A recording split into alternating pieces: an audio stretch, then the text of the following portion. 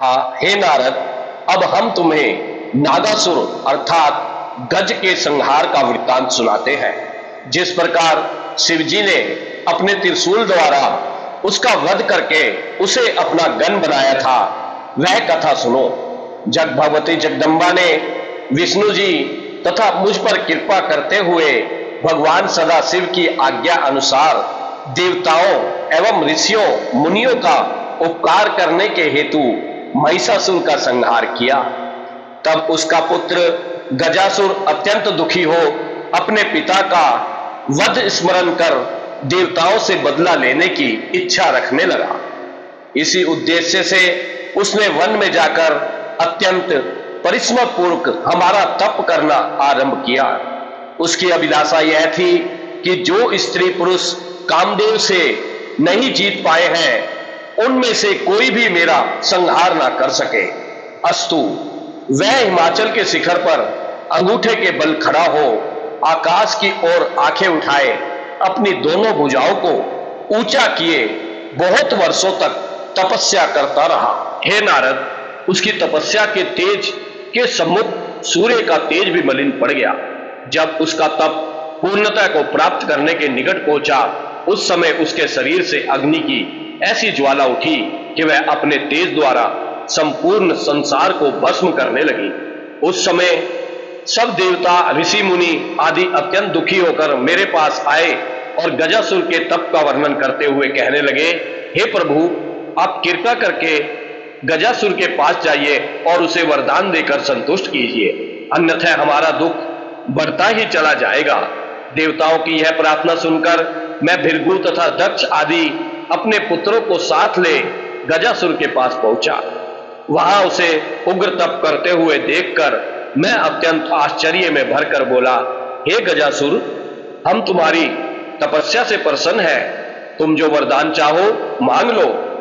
हे नारद, मेरे मुख से निकले हुए इन शब्दों को सुनकर गजासुर ने अपने नेत्र खोले, मुझे प्रणाम किया। तदुपरांत बहुत प्रकार से स्तुति करते हुए इस प्रकार बोला, हे प्रभु, मैं यह चाहता हूं कि जो स्त्री पुरुष कामदेव के अधीन रहते हैं उनमें से कोई भी मुझे किसी दशा में नहीं मार सके तथा मेरे ऊपर किसी भी शस्त्र का प्रहार अपना प्रभाव न डाल सके। गजासुर की यह इच्छा सुनकर मैं एवमस्तु कहकर अपने स्थान से लौट आया। अब गजासुर भी अपने घर लौट गया। वहां जाकर उसने बहुत सी सेनाएं इकट्ठी की और तीनों भुवनों को अपने पराक्रम से जीत लिया। फिर भी अच्छी तरह से प्रजा का पालन करता हुआ निष्कंटक राज्य करने लगा। इस प्रकार कुछ समय तक तो उसने धर्म पूर्वक राज्य किया, परंतु जब उसे राज्य पद का अहंकार हुआ और वह विश्वास हो गया कि उसे कोई भी जीत नहीं सकता, तब वह अधर्म करने पर उतर गया। उस समय उसने ब्राह्मणों और अनेक प्रकार के कष्ट देने आरंभ कर दिए। तपस्वियों एवं धर्मात्माओं को भी सताने लगा। एक दिन वह अहंकार में भर शिवजी की राजधानी आनंदवन अर्थात काशी जा पहुंचा। हे नारद, उसके उत्पातों से भयभीत होकर आनंदवन अर्थात काशी के निवासी शिवजी के समीप जा हाथ जोड़कर इस प्रकार कहने लगे, हे प्रभु, तीनों लोगों को जीतने के पश्चात गजासुर अब काशीपुरी में भी आ पहुंचा है। उसने अपने अत्याचारों से सब लोगों को दुख पहुंचाया है। जिस समय वह हाथी के समान चाल से चलता है उस समय पर्वत हिल उठते हैं, वह वृक्ष टूटकर गिर पड़ते हैं, बादल उनकी आज्ञा पाकर ही आकाश में उड़ सकते हैं तथा उसके भय से समुद्र भी सूख जाते हैं।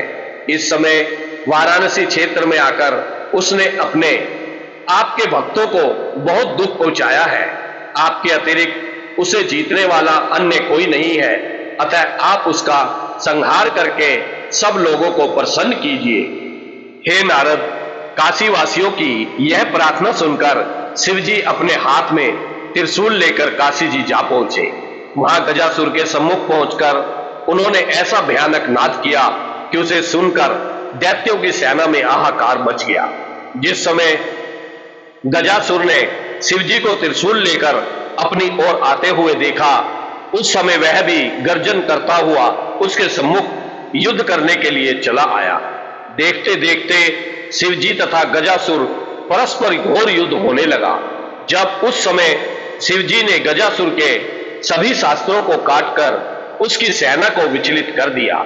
यह दशा देखकर गजासुर अपने हाथ में नंगी तलवार लेकर शिवजी को मारने के लिए दौड़ा और उन्हें ललकारता हुआ इस प्रकार कहने लगा, हे शिव, आज मैं तुम्हें जीवित नहीं छोड़ूंगा।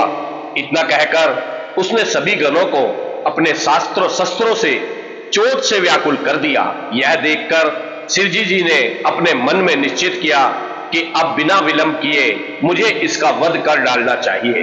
अस्तु शिवजी ने अपना त्रिशूल गजासुर के ऊपर छोड़ दिया। उस त्रिशूल का स्पर्श पाते ही गजासुर पवित्र हो गया तथा उसका दैत्य भाव नष्ट हो गया। उस समय वह अत्यंत प्रसन्न हो शिवजी की स्तुति करते हुए इस प्रकार कहने लगा, धन्य भाग्य है जो मुझे आपके द्वारा मृत्यु प्राप्त हुई है। अब मेरी प्रार्थना यह है कि आप मुझे परम पद प्रदान करने की कृपा करें। संसार में जो जन्म लेता है उसे एक ना एक दिन अवश्य ही मरना पड़ता है, परंतु मुझे जो मृत्यु मिली है उसे वेद भी अत्यंत दुर्लभ कहते हैं। हे नारद, गजासुर के ऐसे भक्तिपूर्ण वचन सुनकर शिवजी ने प्रसन्न होकर कहा, हे गजासुर, तेरे अत्यंत भक्तिपूर्ण वचन सुनकर हम अत्यंत प्रसन्न हुए। अब तेरी जो इच्छा हो वह वर मांग ले।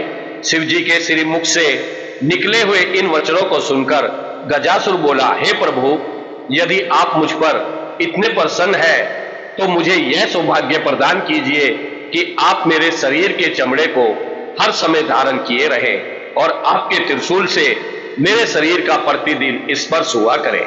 इसके साथ ही आप कीर्तिवासा के नाम से प्रसिद्ध हो। जो मनुष्य आपके इस नाम को मुख पर लावे वे अपना संपूर्ण मनोरथ प्राप्त करें।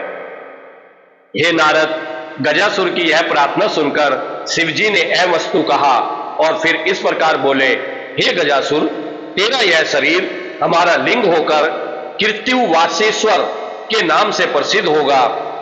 जो लोग इस शिवलिंग का दर्शन करेंगे उनके संपूर्ण पाप नष्ट हो जाएंगे। काशी में हमारे जितने भी शिवलिंग हैं उसमें ये सर्वश्रेष्ठ पद प्राप्त होगा। यह कहकर शिवजी ने गजासुर को परम पद प्रदान किया। हम सब देवता भी इस स्थान पर जा पहुंचे और कीर्तिवासेश्वर का पूजन करके आनंद मगन हुए।